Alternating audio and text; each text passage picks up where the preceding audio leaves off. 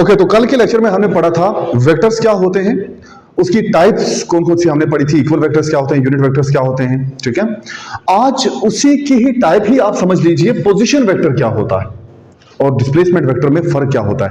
Position vector और displacement vector, जरा इसको सोचो, वर्ड्स को सोचो कि सबसे पहले पोजीशन वेक्टर जो किसी की लोकेशन को बताए, कोई पार्टिकल कहां पे लोकेटेड है उसको दिखाए, उसकी पोजीशन कहां पे उसको दिखाए, उसको पोजीशन वेक्टर बोलते हैं। एक ऐसा वेक्टर जो किसी पार्टिकल की पोजीशन को दिखाए उसको पोजीशन वेक्टर कहते हैं। डिस्प्लेसमेंट एक डिस्टेंस ही होता है, लेकिन उसमें है कि शॉर्टेस्ट डिस्टेंस है, डिस्टेंस ही पाथ कवर्ड है, लेकिन शॉर्टेस्ट पाथ जो कवर्ड होता है ना उसको आप डिस्प्लेसमेंट कहते हो। तो डिस्प्लेसमेंट वेक्टर कौन सा हुआ, वो एक ऐसा वेक्टर होगा जो किसी की डिस्प्लेसमेंट दिखाएगा। देखो, अगर एक शॉर्टेस्ट डिस्टेंस है दो पॉइंट्स के बीच में, एक पॉइंट है P, एक पॉइंट है Q, P से Q जाते हुए जो दिखाता है ना कि बीच का कितनी डिस्प्लेसमेंट है, जो वेक्टर दिखाता है P से Q जाते हुए शॉर्टेस्ट पाथ कवर करते हुए डिस्प्लेसमेंट करते हुए जो वेक्टर दिखाता है P से Q गया, PQ वेक्टर, वो होगा डिस्प्लेसमेंट वेक्टर PQ। ठीक है, अगर Q से P आ रहा है तो वो QP के ऊपर वेक्टर लगा होगा, उसको बोलेंगे डिस्प्लेसमेंट वेक्टर कौन सा, QP वेक्टर। ठीक है, ये दोनों डायरेक्शन में हो सकता है, वो होता है डिस्प्लेसमेंट वेक्टर। मतलब आप समझ गए होंगे कि पोजीशन वेक्टर वो होता है जो किसी की पोजीशन दिखाता है, डिस्प्लेसमेंट वेक्टर वो होता है जो डिस्प्लेसमेंट यानी कि डिस्टेंस दिखाता है दो पॉइंट्स के बीच में। ओके, तो ये है इन दोनों के बीच में डिफरेंस। यहां मैंने भी वही किया, ये देखिए जरा इसको ध्यान से। एक हमने 3 डायमेंशन स्पेस में कोई एक पार्टिकल लिया है P, ठीक है, कोई एक पार्टिकल P लिया है। अब यहां पे क्या होगा, मैं पोजीशन और डिस्प्लेसमेंट वेक्टर की बात कर रहा हूं। सबसे पहले पोजीशन वेक्टर, पोजीशन जो है वो पोजीशन दिखाएगा, डिस्प्लेसमेंट जो है वो डिस्प्लेसमेंट दिखाएगा। सबसे पहले पोजीशन वेक्टर, तो पोजीशन वेक्टर P मान लिया हमने कोई पॉइंट है और O मान लिया कि ओरिजिन है। ओरिजिन मतलब जहां से शुरुआत होती है, एक्स एक्सिस और वाई एक्सिस और जेड एक्सिस दोनों एक पॉइंट पर मिलते हैं जिसको बोलते हैं ओरिजिन है। वहां एक्स की भी वैल्यू 0, वाई की भी वैल्यू 0, जेड की भी वैल्यू 0 होती है, तो कोऑर्डिनेट बनता है इसका 0 0 0। ठीक है, और जो P कोऑर्डिनेट होगा, इस P पॉइंट जो हमने लिया है at the distance of R दूरी पर O से P का जो डिस्टेंस है, इतनी दूरी पर हमने एक पॉइंट लिया है P, तो P के जो कोऑर्डिनेट से X, Y और Z, X एक्सिस में X, Y एक्सिस में Y ले लिया, Z एक्सिस में स्मॉल z ले लिया। ठीक है, तो ये जो दिखाता है पोजीशन, कौन दिखा रहा है, ये R दिखा रहा है। R जो है ना ये पोजीशन दिखा रहा है कि वहां है उस P की पोजीशन, तो इसलिए इसको पोजीशन वेक्टर कहते हैं R को।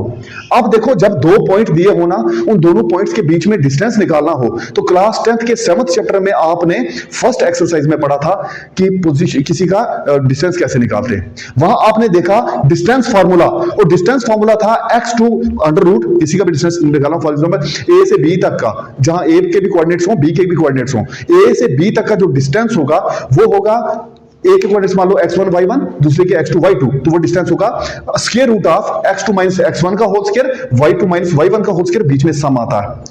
ठीक है, लेकिन यहां पे तो 3 कोऑर्डिनेट्स हैं, क्या करेंगे, कोई फर्क नहीं है, square root of x2 minus x1 का whole square, y2 minus y1 का whole square, z2 minus z1 का होल स्क्वायर। ठीक है, 3 कोऑर्डिनेट से तीनों का स्क्वायर कर दिया, तीनों को माइनस करके। लेकिन यहां देखो, ये है x1 y1 z1, x2 y2 z2, तो मैंने क्या किया, x2 माइनस x1 का होल स्क्वायर मतलब x माइनस 0 का whole square, y2 minus y1 का होल स्क्वायर मतलब y माइनस 0 का, क्योंकि y1 y2 y1 y ही है और z1 z ही है और कोई है नहीं, दूसरा z2 क्या है, 0। तो हमने ऐसा ही किया कि x2 माइनस x1 का whole square, y2 minus y1 का whole square, z2 minus z1 का whole square, x minus x1 तो 0 है, y माइनस y1 तो 0 है, z माइनस z1 तो 0 है, तो 0 से कोई फर्क नहीं पड़ेगा। हमने लिखा x माइनस 0 को x लिखा, y माइनस 0 को y लिखा, z माइनस 0 को z लिखा, तो बन गया x square plus y square plus z square. तो यही होता है पोजीशन वेक्टर। अब सुनो कि डिस्प्लेसमेंट वेक्टर क्या होता है, जो डिस्प्लेसमेंट दिखाता है, बीच के डिस्टेंस को दिखाता है। आओ इसको भी समझ लेते हैं। यहां देखो, इस ओरिजिन से ये पॉइंट P है, इस ओरिजिन से ये पॉइंट Q है। ठीक है, तो P से Q तक का कुछ तो डिस्टेंस होगा, जो डिस्टेंस होगा वो शॉर्टेस्ट डिस्टेंस होगा, जो शॉर्टेस्ट डिस्टेंस होगा उसको डिस्प्लेसमेंट कहोगे। जो वेक्टर उस डिस्प्लेसमेंट को दिखाएगा उसको हम क्या कहेंगे, डिस्प्लेसमेंट। जो वेक्टर उसको दिखाएगा, उस डिस्टेंस को, उस डिस्प्लेसमेंट को दिखाएगा, उसको हम डिस्प्लेसमेंट वेक्टर कहेंगे, क्योंकि वो डिस्प्लेसमेंट को दिखा रहा। ठीक है, ये पोजीशन को दिखा रहा था इसलिए हम इसको पोजीशन वेक्टर कहते हैं, वो डिस्प्लेसमेंट को दिखा रहा है इसको डिस्प्लेसमेंट वेक्टर कहते हैं। ठीक है, तो P से Q की तरफ मैंने ये एरो लगा दिया, इसका मतलब PQ वेक्टर बोलेंगे इसको।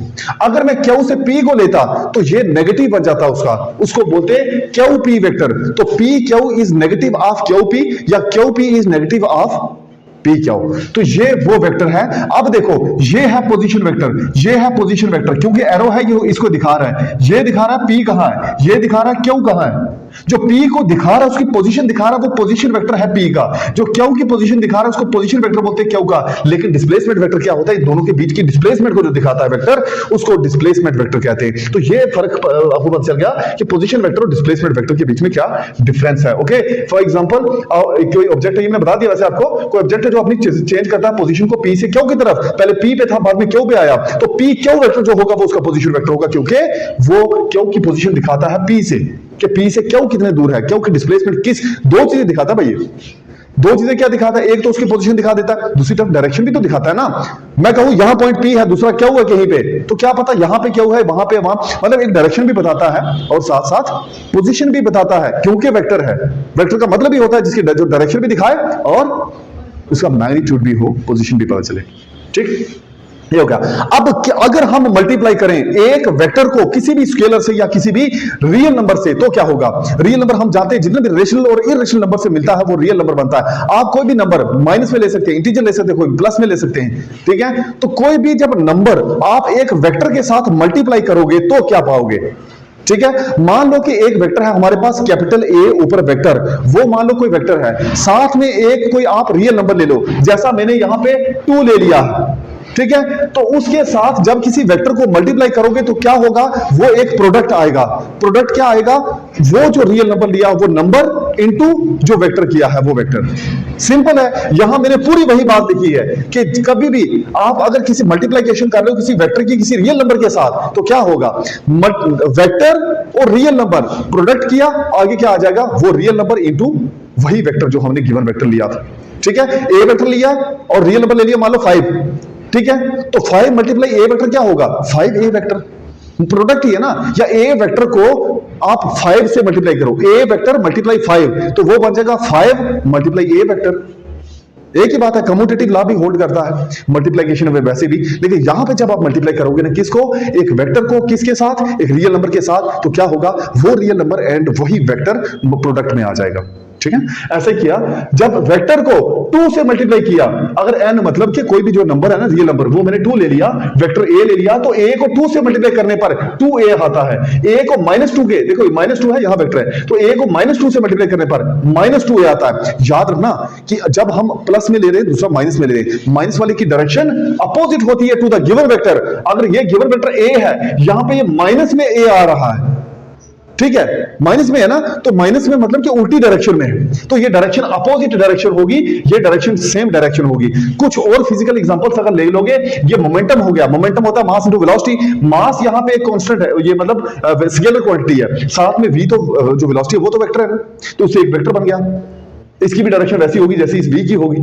ओके, तो यहां अपोजिट थोड़ी, अपोजिट तभी होगी जब यहां पे माइनस लगा हुआ। अगर p -mp है तो इसका मतलब दोनों की डायरेक्शन, दोनों वेक्टर की डायरेक्शन क्या होगी, अलग होगी। अगर माइनस हुआ तो, यहां माइनस नहीं था तो a की वेक्टर मतलब इस साइड के वेक्टर की डायरेक्शन और इसकी डायरेक्शन सेम थी। अगर a इंटू -2 की डायरेक्शन इधर है ना, इस a की, यहां पे a की डायरेक्शन चेंज हो गई है, ये अपोजिट है इसलिए अपोजिट लिखा, ये सेम है इसलिए सेम लिखा। तो यहां पे I होता है इंपल्स, तो इंपल्स अगर फोर्स इंटू टाइम के इक्वल होता है, फोर्स एक वेक्टर क्वांटिटी है, टाइम एक स्केलर क्वांटिटी है, तो उसके मल्टीप्लाई करने पर जो भी डायरेक्शन आती है वो उसी इंपल्स की डायरेक्शन होगी। ये आपने पढ़ा। पोजीशन वेक्टर क्या होता है, डिस्प्लेसमेंट वेक्टर क्या होता है, क्या होता है कि अगर किसी रियल नंबर को आप मल्टीप्लाई करो किसी वेक्टर के साथ तब क्या होता है, सेम पॉजिटिव वाले नंबर के साथ करो तो क्या होता है, अगर नेगेटिव वाले के साथ करो तो क्या होता है। तो ये आपने सीख लिया। नेक्स्ट हम एक नया टॉपिक करेंगे, आज के लिए बस इतना।